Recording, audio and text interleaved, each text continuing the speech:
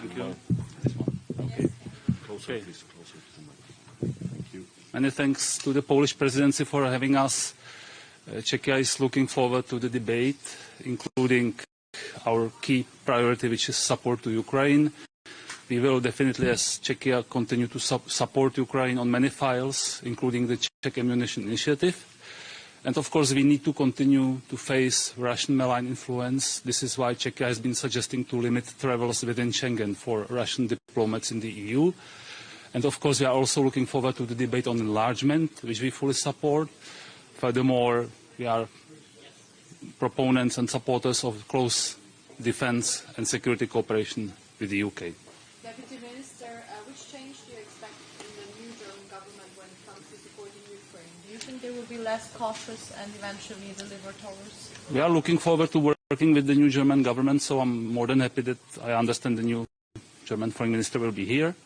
And we have close coordination and cooperation, and we will definitely continue to work with the new German government. And we believe there will be even more shift also as to our proposals, first as to support to Ukraine, and second to, as I mentioned, for instance, facing Russian malign influence. Do you expect them to agree for common debt in Europe regarding security? What substance? I am not able to comment on this, and I assume this will not be among the topics for Gymnich today. That there might be a lack of German leadership after the bumpy start yesterday of Chancellor Merkel. I don't think it is up to the Czech diplomacy to comment on this, but we are looking forward to working with. What do you think of the Dutch idea to have an investigation in Israel? The Dutch Minister of Foreign Affairs suggested that. Czechia continues to believe that our association agreement and cooperation with Israel is vital, so we will definitely support continuation of this cooperation with Israel. Thank you. We need to wrap up. We have another Even delegation. on the current situation? Thank you.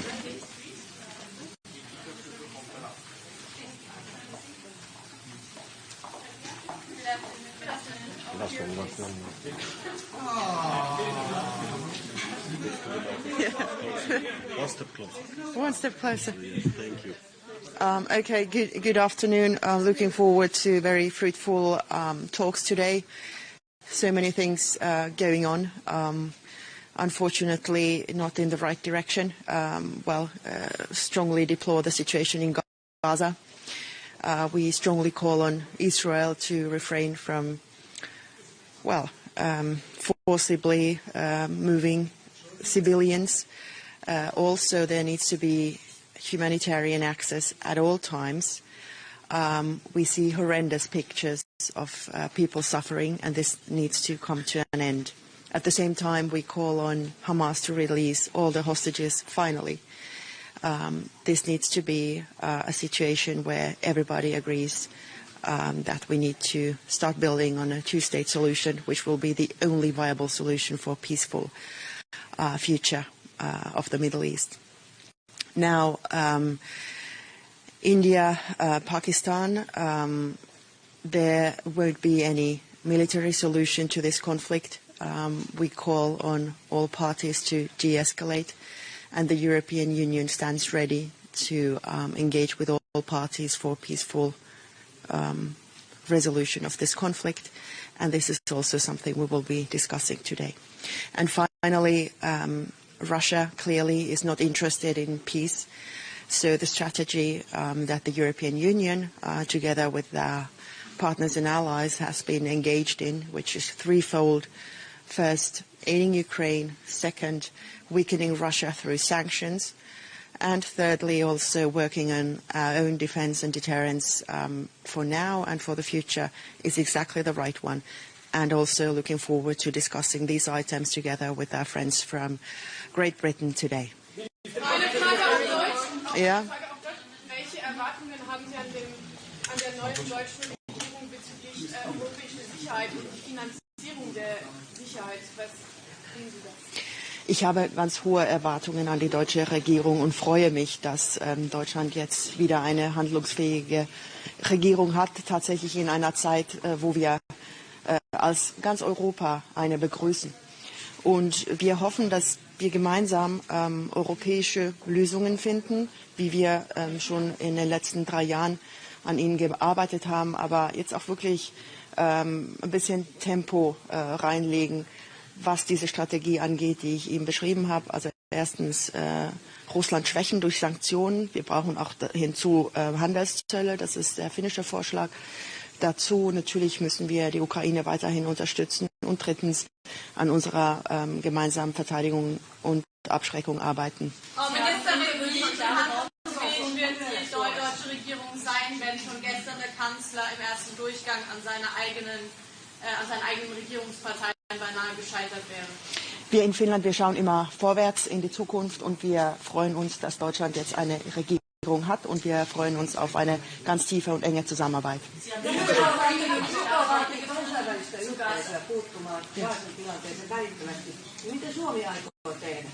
Me ollaan nimenomaan täällä keskustelemassa tästä ja aion itse tuoda myös ehdotuksia pöytään. Gazan tilanne on kestämätön.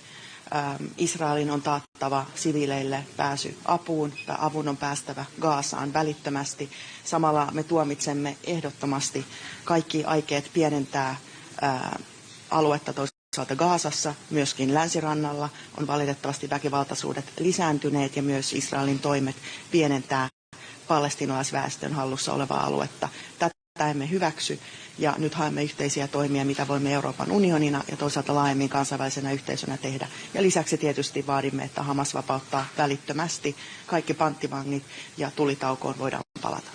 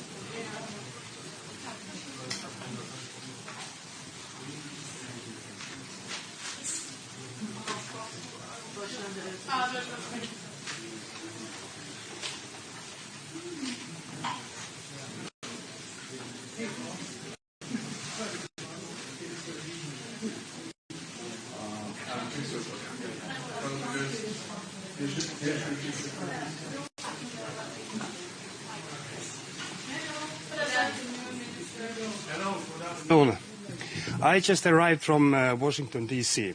Directly and had many meetings on the Hill and different people around the President Trump administration as well.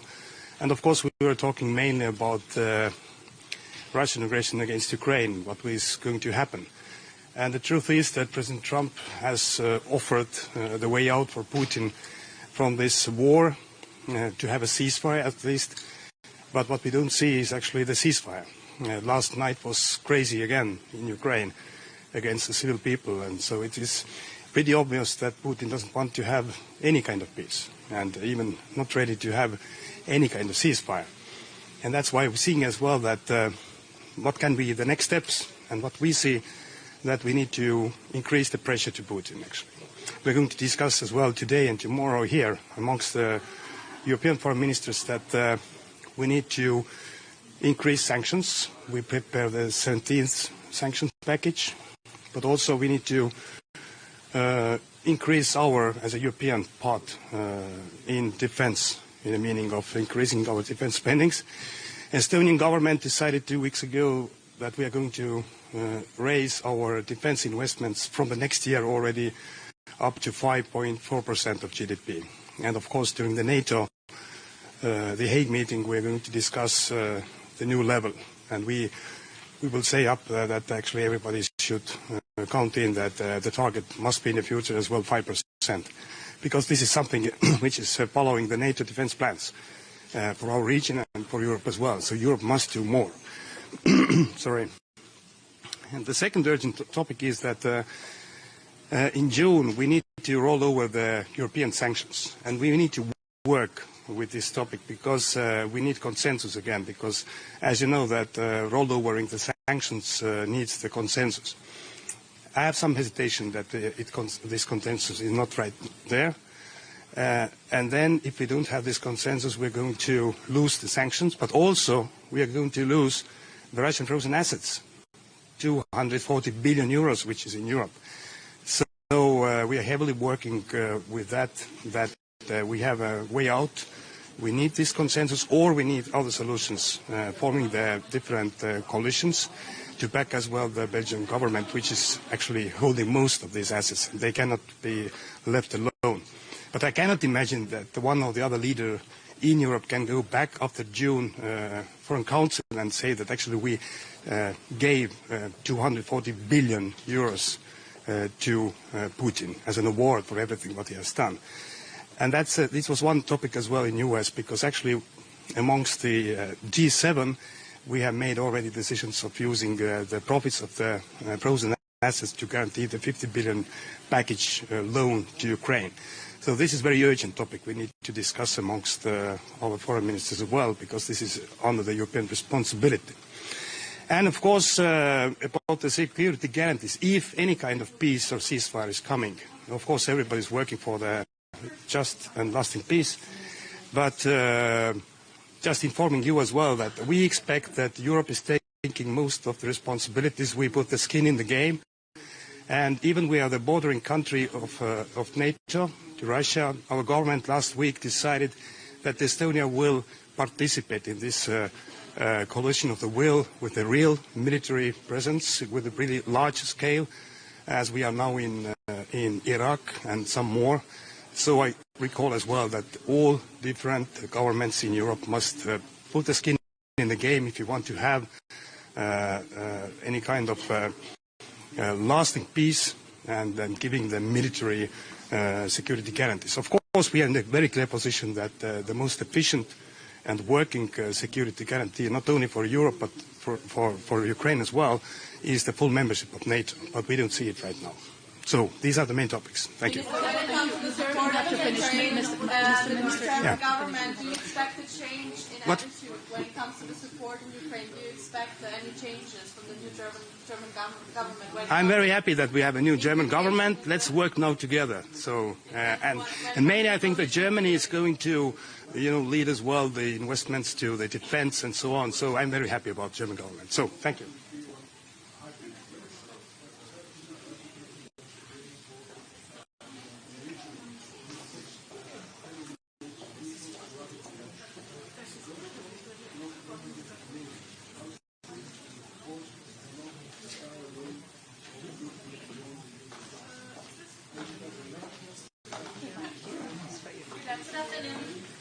Hello. Excuse me, close to the microphone, please. First, I will give a statement to Slovenia. Thank you.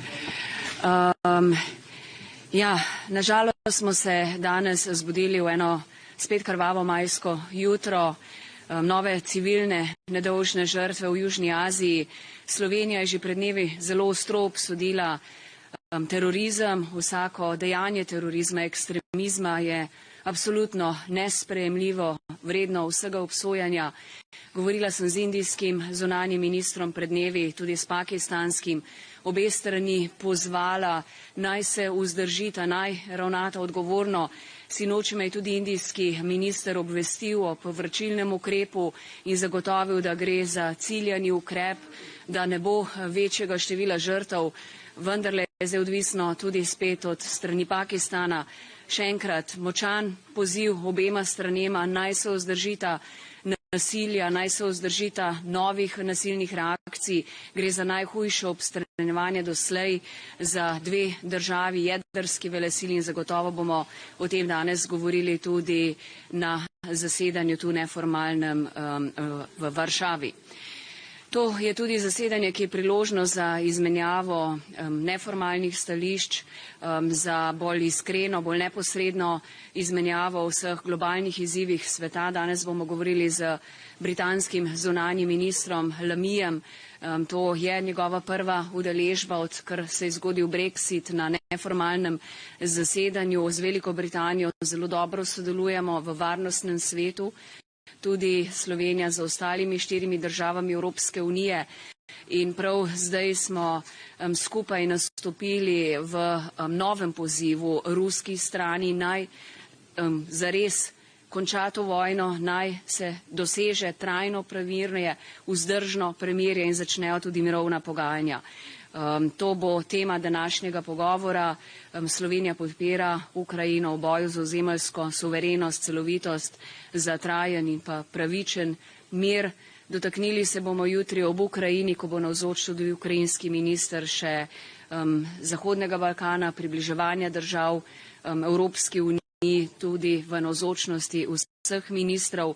Bi pa želela še najostreje obsoditi še en grozljiv konflikt, ki traja, to je vojna v Gazi, obsodba Izraela, da napoveduje nove zaostritve vojne v Gazi in pa tudi humanitarna pomoč se mora nadaljevati, odpreti se morajo vsi mejni prehodi in ta poziv Izraelu bo danes še enkrat zelo ostro izrečen. Moje sporočilo bo jasno: spoštovanje mednarodnega prava, mirovnega prava, humanitarnega prava in pa končanje nasilja.